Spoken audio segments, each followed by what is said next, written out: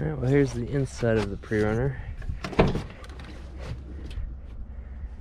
Cage. Originally I had plans for an old bench seat to go back there for extra seating, but kind of given up on that. 2 people is really quite enough for a toy like this. Here's a trans temp gauge mount. I think it's technically 4. First time was up in that hole. Didn't really like it. Also had no places for switches. They kind of got put random places. Those aren't hooked up anymore, but they used to go to the trans temp gauge and the gauge's light. I had a box mounted up here.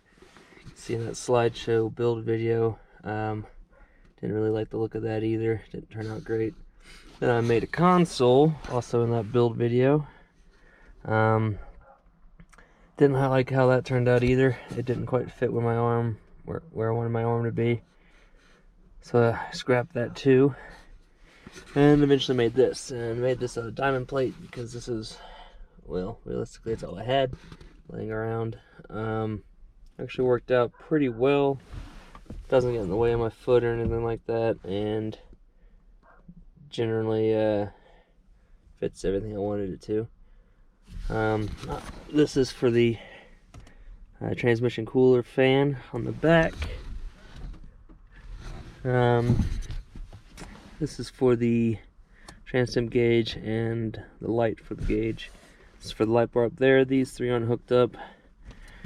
Do have some USB charging ports and things. But it fits pretty well. It is not bolted in though. I got pretty lazy and never actually bolted it into anything. I might get to that. But for now, you just kind of wedge it in there. And the only time it ever fell off when I was running it at a rampart was when it rolled out into the valley. So in a situation like that, you got other problems if that thing comes out. So really not a big deal. It's not pulling on the wires or anything. It has to come out to about here before any of the wires really tighten up. So just gonna leave that as is for now. This is Crutchfield.com's cheapest double-din unit for an 05 Silverado. Features include almost none, but it does work. It does play music, so that's good enough for me. As you can see, I'm currently pegged at 6,000 RPMs with the motor off, going about negative 10 miles an hour. My oil pressure is through the roof. I really need to keep an eye on that. And all the other gauges do seem to be working. They actually mostly don't. I think the fuel gauge might still work. Don't trust it though. Sometimes the oil temperature gauge works, but it does like to bounce around pretty good. So I put one of these just scan gauge 2 units in, actually from a wrecked vehicle I just happened to find. It works pretty good. I use it as basically all my gauges. I got my speedo, tach, and pressure gauges in there. I'll show you those in a minute. It does not work very well. I can't see it very well when you're driving. You can glance at it, but ultimately you don't look at them as much as you should. So I would like to redo the gauge cluster, but I'm not really sure what to go about. Because if I go a new system, they're pretty expensive. I know I could go new motors, but I don't think that's really care going into it that much. Let me know what y'all think. What would be easier? What y'all have done? If there's an aftermarket cluster, it'd be great. I'd like to have a trans temp gauge or a different look, maybe. Just let me know. Other interior components, obviously racing seats, 5-point harnesses, copious amounts of zip ties. Every Prerunner owner knows you need to have those. Extra tools, and that's about it. Not too much going on in here. The original interior pieces are still somewhat in here because I used to daily drive this thing and I wanted it to be as comfortable and noise-free as possible. I failed at doing that, both of those things, but it is what it is. It's relatively easy to get in and out. I wouldn't say it's the easiest car to get in and out of, but it works all right. Once you get your system down, it's pretty harmless. Got a fire extinguisher.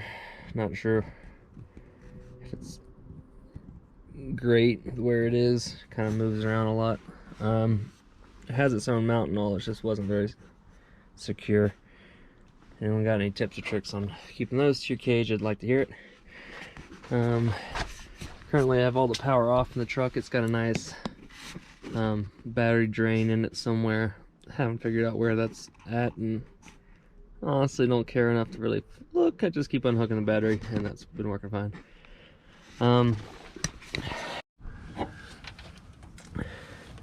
So the other fun part of the Prerunner is hooking the battery up every time. I don't know what size this is. It doesn't seem to be any metric or standard size. Closest I got, quickly rounded it off. So resulting to doing this by pliers every time. Isn't that fun?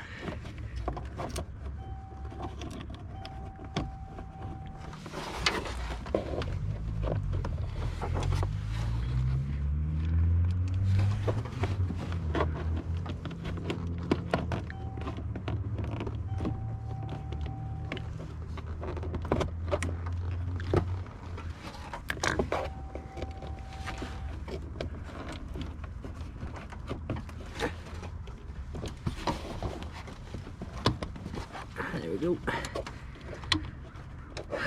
Luckily the Optum battery pushed the terminals pretty much into the plastic housing of the fuse box, making this a wonderful, wonderful thing to do.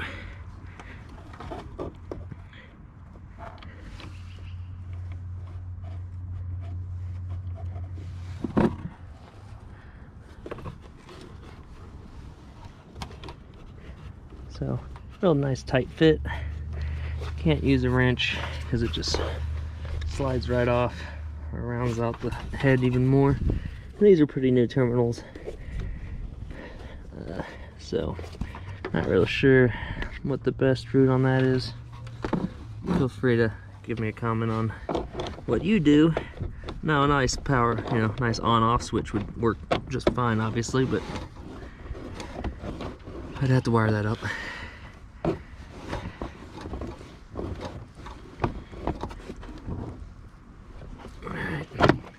Tight as fuck plus a quarter turn, and it might start. Now, as every Prerunner owner knows, fluids like to exit Prerunners in mass quantity and quickly. That's nice and black. This thing's never actually seen enough miles to need an oil change. Since I bought it, it had 28,000 miles on it, and currently still only has 133, so I guess it'd be right up there on the line to use full synthetics. Year-wise, way off. Height-wise,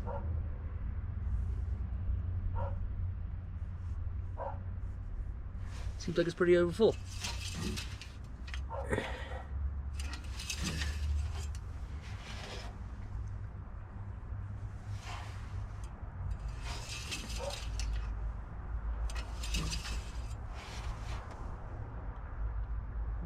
Yep, good and over full.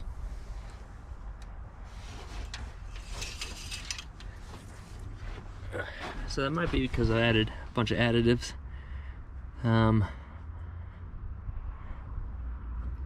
Or wasn't paying attention last time I did an oil change. Who knows? But we're gonna crank her up anyway. Just keep an eye on the oil pressure, see what happens.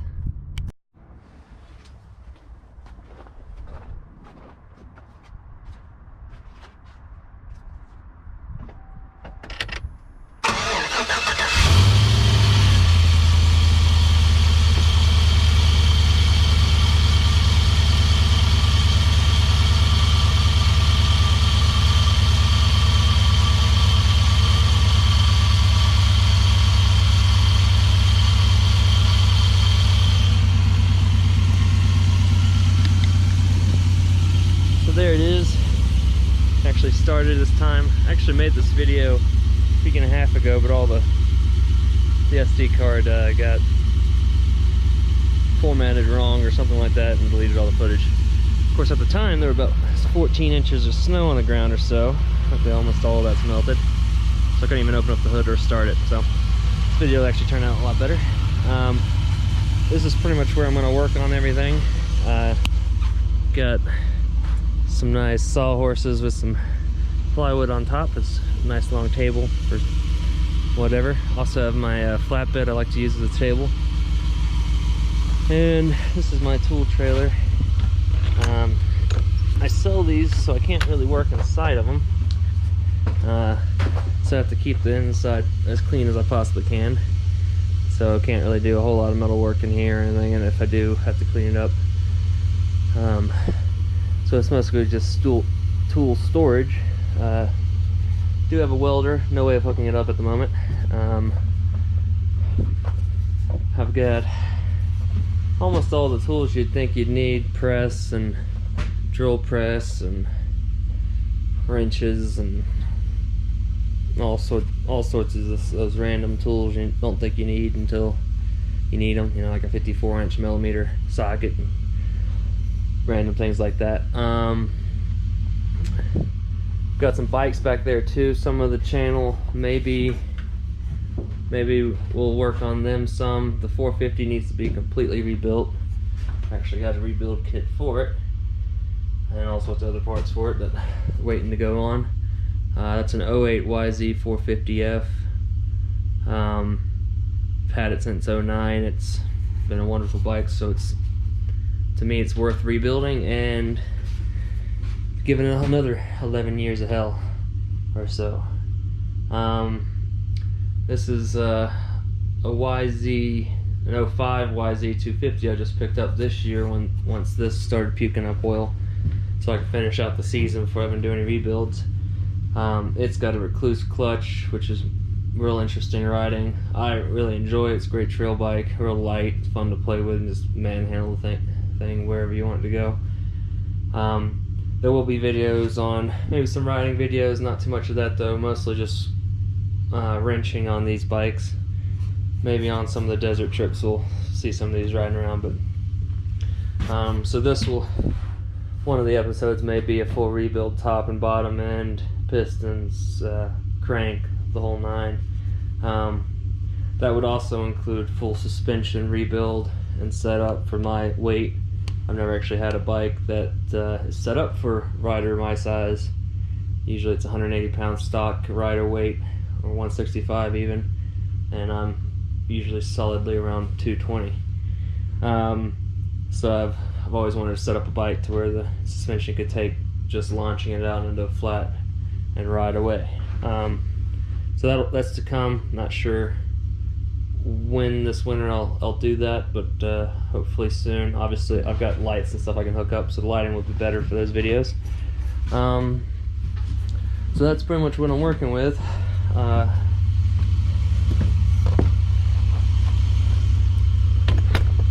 The truck has never actually been built in a shop for the most part, though it's seen shops for transmission install and when we redid the gears. Ultimately it is not. It's pretty much always been done outside in the driveway. I've never had a garage that actually fit in. So that's something to think about when you think about rebuilding one of these things, is do you have a place for it? I rebuilt it, or sorry, built it into a daily driver, and as it was my daily driver, pretty much all of these were weekend projects, so it gets interesting trying to make sure you can get to work or to school or something like that Monday morning when Sunday night rolls around and the interior's gone and batteries undone, gas tanks off. It gets challenging at times, but it is fun, and I would say worth it if you're truly dedicated. Because if not, it's more work than you imagine, and you won't see nearly as much desert time as you think, and for at least in my experience, for quite a long time as you work out the kinks. Try to work up enough money to to fix everything that breaks throughout the process, and also have enough tools to actually do all the work. Take a lot of time just collecting all of them up. I built this on the East Coast, so I didn't have many resources. Not that many people haven't done this with probably fewer resources, it's just I didn't have many people I could go to for help, so a lot of it was internet-based searching and looking at pictures and forums, and some educated guessing there towards the end, I guess. But ultimately, it's Achilles' heel. The transmission was what caused it. Probably its ultimate downfall was it just, when I built it, it had 133,000 miles on it, and knowing the transmission would not last with the let's see how many miles does it actually have. Knowing the transmission wouldn't last, I had money set aside for new transmission, but that ended up having problem after problem. I went through 2 more, and I'm on my, I guess this is the 4th one now. The 2 in the middle, that was pretty much at fault of mine, because it wasn't a continuous thing. Like one shop did not do the transmission work, so there was gaps in what was going on the rebuilds. Essentially, some junk got left in the torque converter and ate the second transmission up, looked likely from the first failure. The first failure, I actually didn't figure out what had happened exactly, but part of it was, a $1 O-ring that blew out. So that, requires you to take the transmission back out, send it back to the company. Ended up, the bills started stacking up, and I kind of got sick of the project. So it sat for over 4 years, basically. I mean, I tinkered with it occasionally, but ultimately it was just sitting. So it rusted pretty bad in a lot of areas. You can see my shocks are in real bad disarray. Actually, one on the front passenger is actually leaking fluid, so that's something that needs to be attended to. But it's one of those projects that will never be done, and if you're looking for something to take a break and come out and just tinker on, Prerunner might be it. There's always something to work on. But anyway, that's pretty much the backstory and kind of the background of what this channel is going to be. It's going to be working outside and on a tarp, essentially, with water on it. Hopefully not that often, but just not going to be a nice clean shop setup. It's going to how you do it when you don't have even a concrete pad to jack up from. The joys, it can get frustrating, but it's a fun thing to come out and just tinker with and take your mind off of regular work and all that. So here's my flatbed I bought for work and for this.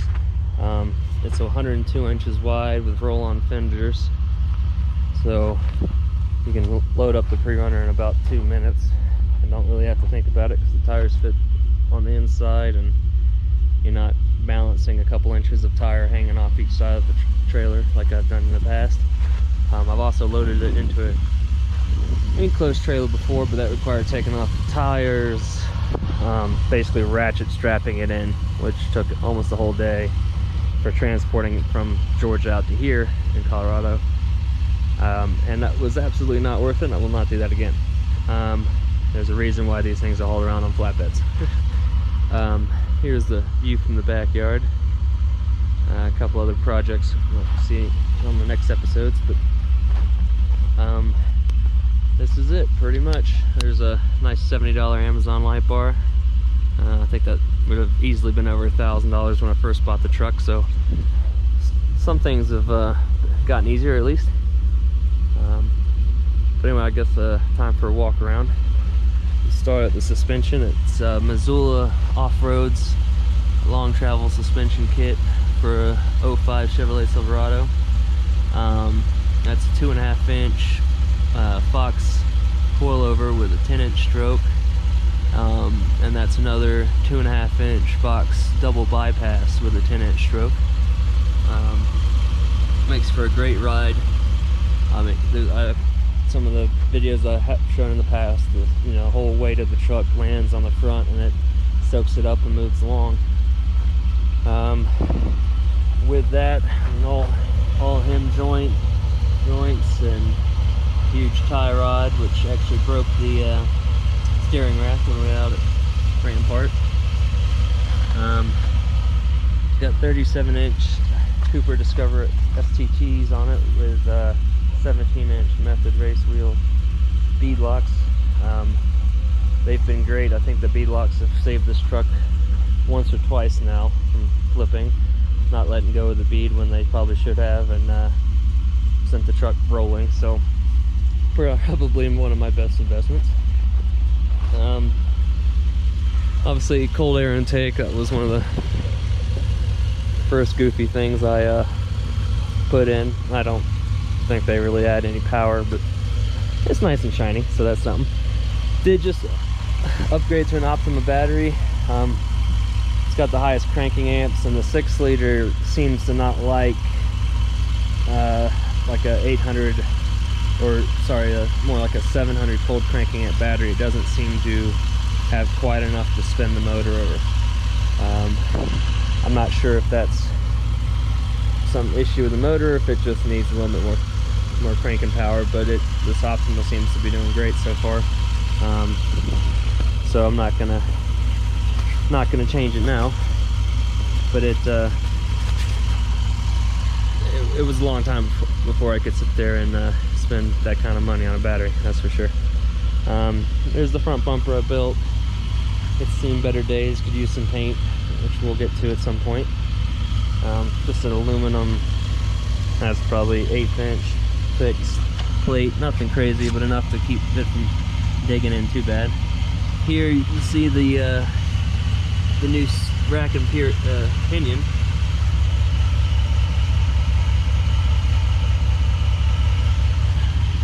Which did a great job of breaking smack in half when we were out at Rampart. As you can see, real rusted shocks. We need to clean them up. Everything's pretty dirty and in disarray. Here's at Rampart we broke the fiberglass when we hit the washout, and I used just some Oxo to clean this up later on. This is unpainted and unfinished at the moment, but this is just a JB Weld plastic epoxy, which really worked great. Seems to be very strong.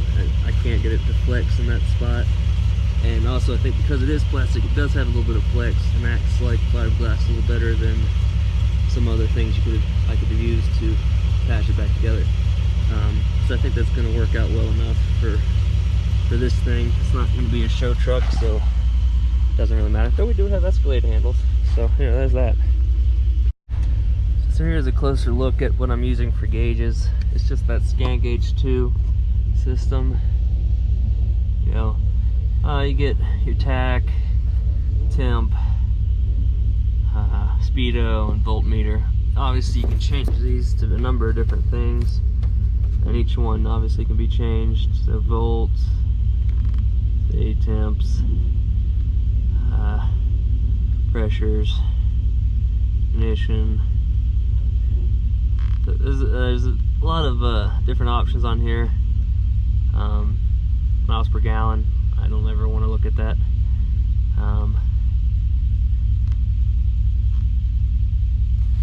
Your water temp, that's usually what I kind of keep the setup on. Make sure everything's staying happy. So then there's the transmission temp gauges. Like I said, this one, the right one here, does the light, and the left one does the actual gauge. It won't get much higher than 100 degrees sitting here at idle. And then this is the switch for the fan, which I hear is powered on, but it'll cut on and off, so I'm going to turn that back off before it grounds out on whatever the hell's going on with it. And like I said, the light bar as well. Other than that, heat still works. I think the AC does too. Got a new windshield. It didn't like sitting in the sun for the last few years. It's nice and easy to look out of though, which is good. And that's about it for the interior. Moving on to the back, got a CBR transmission cooler. Probably far and above what I'll need for this application, but nice to have a nice cool transmission. These are 3-inch by 12-inch stroke. I'm sorry, 3-inch by 14-inch stroke Fox triple bypasses.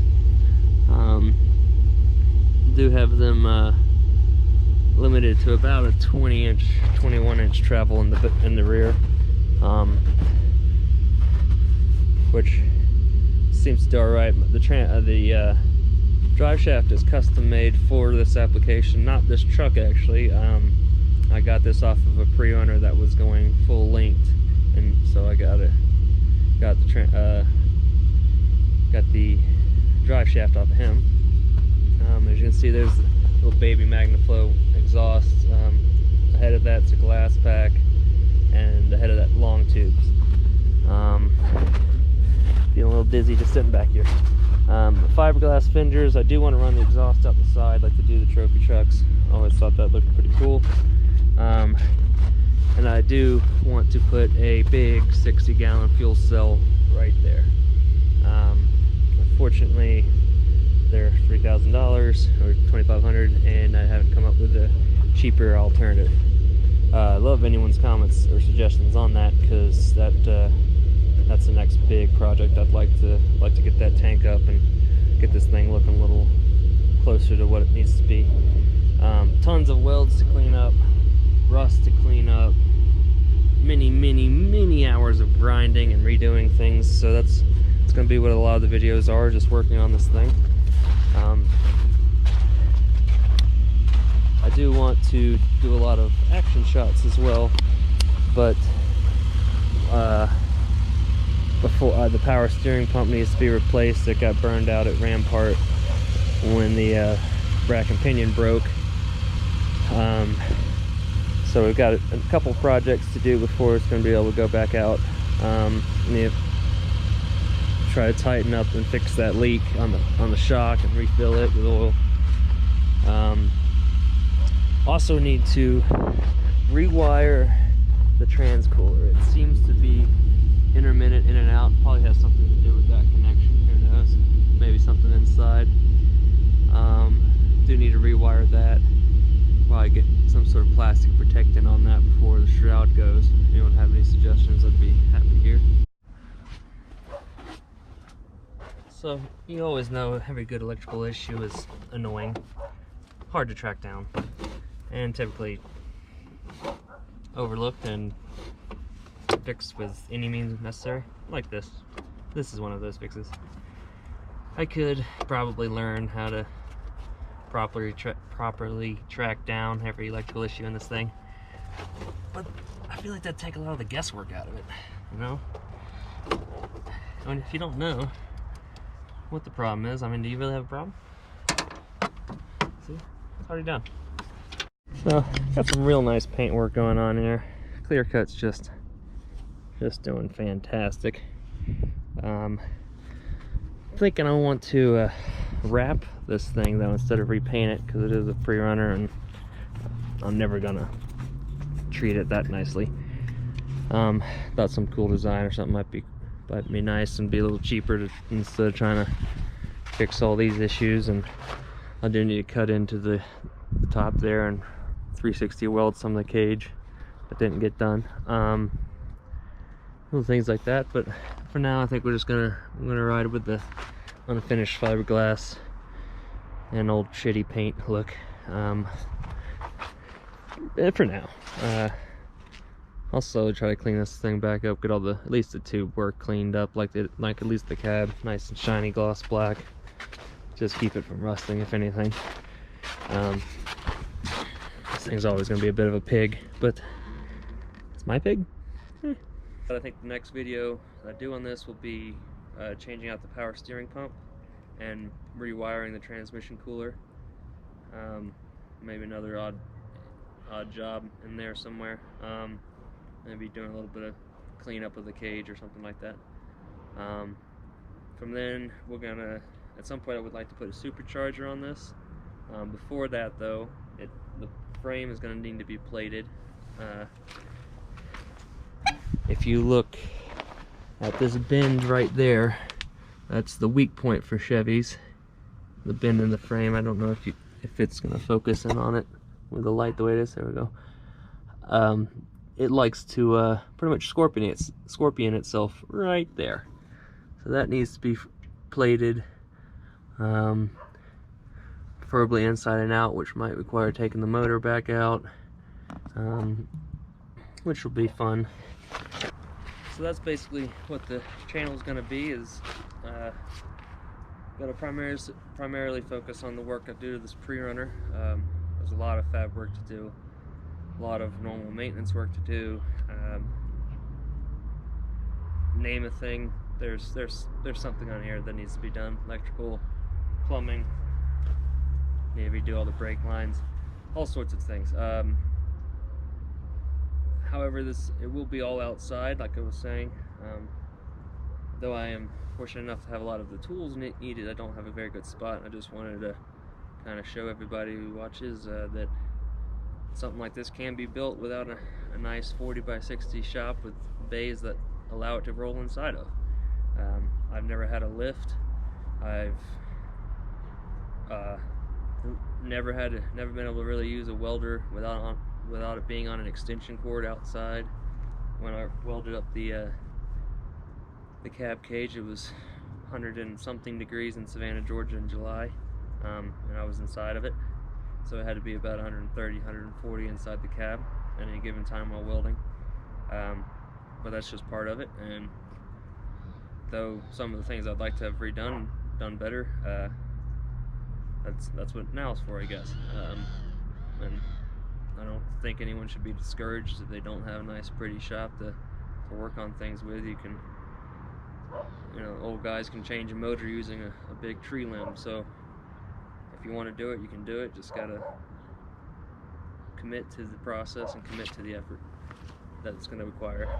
I know when I first started this, I thought I'd have it done in 6 months, and over 6 years later, it's not done yet. I think that's probably goes without saying for many guys' projects, but Prerunners are probably especially on that list.